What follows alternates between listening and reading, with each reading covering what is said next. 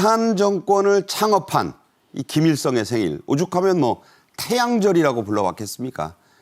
그리고 태양 궁전에 지금 누워 있죠. 그런데 그 생일과 참배가 그 손자인 김정은에게는 3년째 사실상 무시되고 있습니다. 김정은은 태양절로 불리던 할아버지의 생일날 자신의 치적 돌아보기에 치중했습니다. 그 장면 보시죠. 경애하는 김정은 동지께서 중공 테이프를 끊으시었습니다.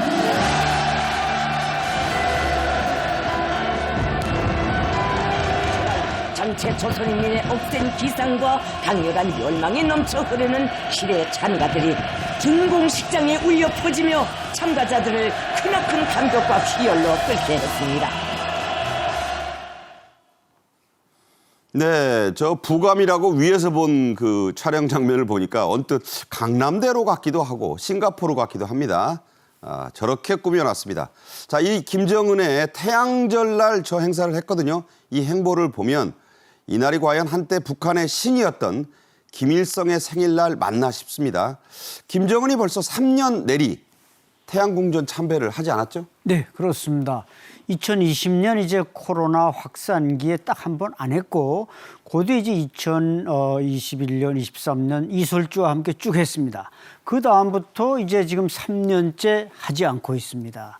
이것은 이제 북한이 태양절이라는 글자, 그러니까 태양절이라고 명명한 건 1997년에 김정일에 의해서 명명됐습니다만 벌써 뭐 오래됐네요. 네, 오래됐습니다. 그런데 지금 태양자를 지우면서 태양절이라고 부른 게 올해 들어와서도 뭐 언론에 그저 한 7차례 나오고는 거의 태양절이라는 말을 이제 삭제하고 있습니다. 네. 이런 걸 보면 이제 김일성을 끌어내리고 자신이 그 자리에 오르려는 게 아닌가 이렇게 예측이 됩니다. 네. 원래 태양이라는 게 하나만 딱 떠 있어야죠. 북한의 태양이 두 개일 수도 없다. 이런 의미 아니겠습니까? 뭐 4월의 명절이 뭔지 모르겠습니다만, 자, 김정은의 부부 동반 태양궁전 참배가 뚝 끊긴 것, 지금 말씀 들으신 대로 재작년부터입니다. 태양절이란 명칭도 그때쯤부터 바뀌었는데 이걸 바꾼 그 이유, 그리고 왜 4월 어쩌구로 바꿨죠?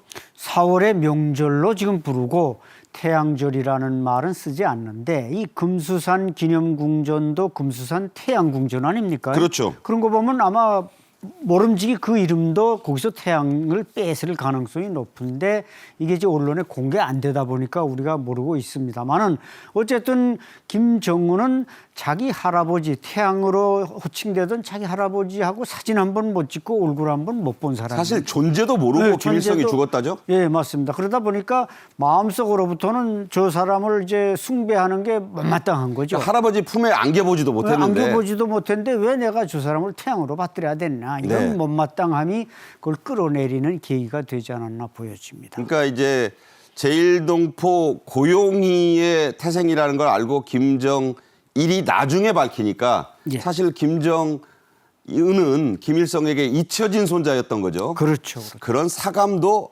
존재했을 것이다. 이런 말씀이네요.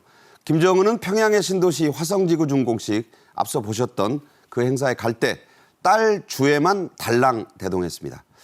여기서 다분히 의도된 것으로 보이는 돌발 행동이 나왔습니다. 어떤 건지 함께 보겠습니다.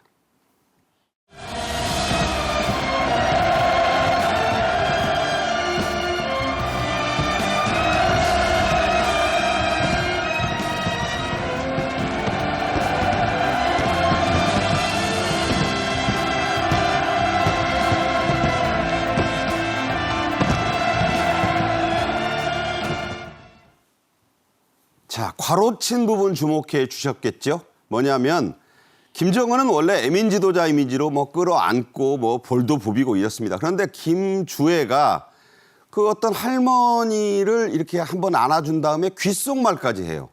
자, 저것도 다분히 의도된 연출이라고 하지 않을 수 없어요. 예, 보셨듯이 지금 영상 속에서 보면 김주애가 북한 주민한테 먼저 손을 내밀고 그다음에 귓속말로 가서 뭐라고 스킨십을 합니다.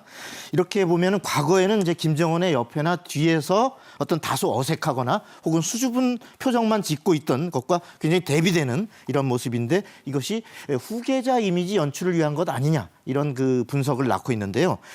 보면 엄마 그 리설주를 닮은 머리도 반 묶음 올린 머리. 딱 똑같아요. 멀리서 예. 보면. 그리고 또 하얀 블라우스에 검정 바지, 갈색 자킷, 가죽 자킷 이것까지 그거 똑같아요. 철저히 바로 어머니의 그 모습을 그래서 김정은의 일종의 동반자 내지 우리 자유세계에서 보면 영부인과 같은 이런 이미지를 연출하고 있는 것이 아닌가 이렇게 분석이 되고요. 또 행사장을 아까 떠날 때의 모습을 보면 김정은과 같이 이렇게 손을 이렇게 흔듭니다. 같이 흔들어요? 주민들에게. 이것은 우리가 로얄 패밀리로 바로 주민들의 존경을 받고 있다. 이런 모습을 연출하고자 하는 것, 이런 것이 아닌가 생각이 듭니다. 그래서 지금 보면 리설주는 1년 4개월째 공식 석상에서 모습을 나타나지 않은 채 바로 이 딸에게 포커스가 관심이 집중되게 만들어서 딸을 밀어주게 하고 있는 것 아닌가 이렇게 분석이 나오고 있습니다. 네. 김정은 옆에 서서 같이 손을 흔들 수 있는 사람 김여정도 그렇게 못합니다. 북한에서는. 그 점을 좀 주목할 필요가 있습니다. 김주애가 후계자 현장 수업을 받고 있다는 분석이 나온 지는 꽤 됐습니다. 최근 국정원도 그런 정황을 공개했죠? 네, 국가정보원이 이미 북한의 후계자는 거의 김주애 쪽으로 가고 있다. 이런 사실을 여러 차례 이제 국가정보위원회나 언론을 통해서 공개를 했습니다만 북한에는 뭐 대안이 없습니다. 김정은이가 물론 지금 뭐 42살이니까 1984년생이니까 42살 정도 됐죠. 그렇게 추정하죠. 예, 나이는 젊습니다만 뭔가 이제 그 질병과 또 여러 가지를 고려해서 저렇게 일찌감치 후계자로 자기 딸을 내세웠는데 그만큼 북한 내 어떤 내부 사정이 있다는 것도 우리가 고려해 볼 필요가 있습니다만은 많은 전문가들이 과연 김주애가 무슨 후계자냐 이렇게 의문을 제기하지만 저희가 볼 때는 이론의 여지가 없다. 북한으로서는 그 대안밖에 없다. 이런 지금 결론이 나오고 있습니다. 이른바 뭐 누가 있으면 모르겠는데 대안부재론 속에 김주애 후계자설은 시간이 지날수록 설이 아닌 예. 실체로 굳어져 갈 수 있다. 이런 말씀입니다.